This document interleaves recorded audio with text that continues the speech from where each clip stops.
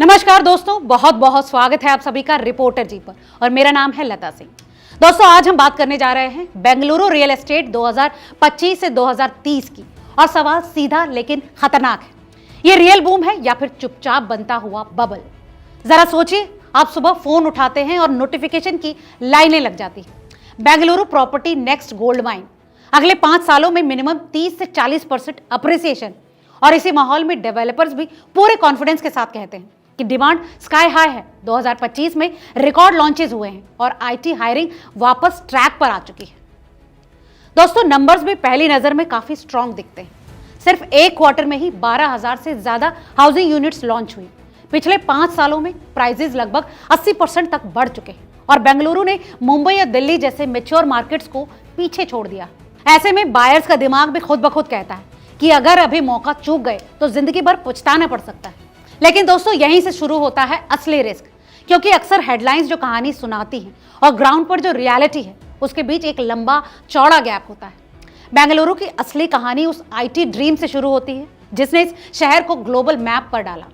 2020 के बाद tech sector में रिकवरी आई, सैलरी पैकेजेस इंप्रूव हुए, ऑफिसेज दोबारा भरने लगे और उसी मोमेंटम में प्रॉपर्टी प्राइजेस में तेजी से जंप आया। दोस्तों टॉप रियल एस्टेट कंसल्टेंसीज का मानना है कि प्रीमियम प्रोजेक्ट्स में सेल्स स्ट्रांग है, बायर्स कॉन्फिडेंस अभी बना हुआ है और 2030 तक मॉडरेट लेकिन स्टेडी ग्रोथ पॉसिबल है। दोस्तों ऑन पेपर तो पिक्चर काफी क्लीन लगती है, लेकिन ग्राउंड लेवल पर यही पिक्चर कई जगह से टूटी फूटी और डाउटफुल लगती है। सबसे पहले बात करते हैं उस इशू की जिस पर एड्स कभी बात नहीं करती, और वो है पानी। दोस्तों 2025 के बाद Bengaluru practically water stressed city बन चुका है।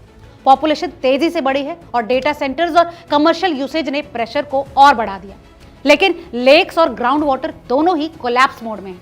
कई रेजिडेंशियल पॉकेट्स अब रोजाना टैंकर सप्लाई पर निर्भर करते हैं और गर्मियां आते ही पानी की पॉलिटिक्स शुरू हो जाती है। ऐसे में एक्सपर्ट्स भी साफ कहते हैं कि ये कोई टेम्परेरी फेज नहीं बल्कि एक स्ट्रक्चरल फेलियर है। अब जरा सोचिए कि आप करोड़ों की ईएमआई भर रहे हैं और बेसिक सर्वाइवल जैसे पानी के लिए स्ट्रगल कर रहे हैं। ये लग्जरी लिविंग नहीं बल्कि स्लो स्ट्रेस ट्रैप बन जाता है, जिसे बायर्स अक्सर परचेज के समय इग्नोर कर देते हैं। दोस्तों इसके अलावा नजर डालें तो इंफ्रास्ट्रक्चर की सच्चाई भी कुछ खास अलग नहीं। बेंगलुरु की सबसे बड़ी समस्या यही रही है कि यहाँ पर प्लान्स टाइम पर कंप्लीट होते ही नहीं। रिंग रोड हो या फिर मेट्रो या फिर बिजनेस कॉरिडोर्स, अनाउंसमेंट तो तेजी से होता है लेकिन एग्जीक्यूशन काफी स्लो रहता है। प्रोजेक्ट्स को पूरा होने में सालों लग जाते हैं और तब तक कई लोकेशंस अपनी वैल्यू खो देती है। दोस्तों इसका सीधा असर घर खरीदार पर पड़ता है। आज हजारों ऐसे घर खरीदार हैं जो अधर में लटके हैं, प्रोजेक्ट्स डिले हैं और पोजीशन लेटर महज एक कागजी भरोसा बनकर रह जाता है। चलिए अब आते हैं सबसे कड़वी हकीकत पर, वो है रिटर्न्स। दोस्तों रेंटल इनकम की बात करें तो सुनने में काफी अच्छी लगती है, लेकिन जब एक्चुअल मैच करते हैं तो तस्वीर बदल जाती है। ईएमआई, मेंटेनेंस, प्रॉपर्टी टैक्स और वैकेंसी को एक्चुअल रेंट से कंपेयर करने पर कई इन्वेस्टर्स तो यहां तक रियलाइज करते हैं कि वो एसेट नहीं बल्कि लायबिलिटी पाल रहे हैं।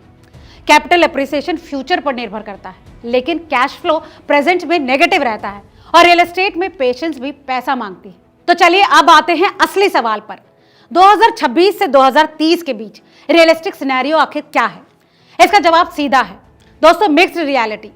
प्राइम और लिवेबल जोन्स रिलेटिवली स्टेबल रहेंगे, लेकिन outer belts, hype driven launches और एयरपोर्ट्स के नाम पर बेचे गए ड्रीम्स वाले एरिया में करेक्शन अनअवॉइडेबल है।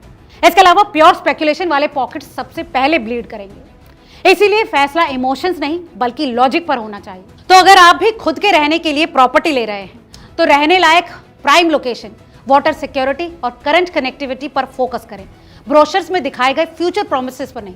वहीं अगर इन्वेस्टमेंट करना चाहते हैं तो आंख खोलकर फैसला लीजिए। इन्वेस्टमेंट में डाइवर्सिफिकेशन रखिए, रिस्क समझिए और एग्जिट प्लान पहले से ही तैयार रखिए।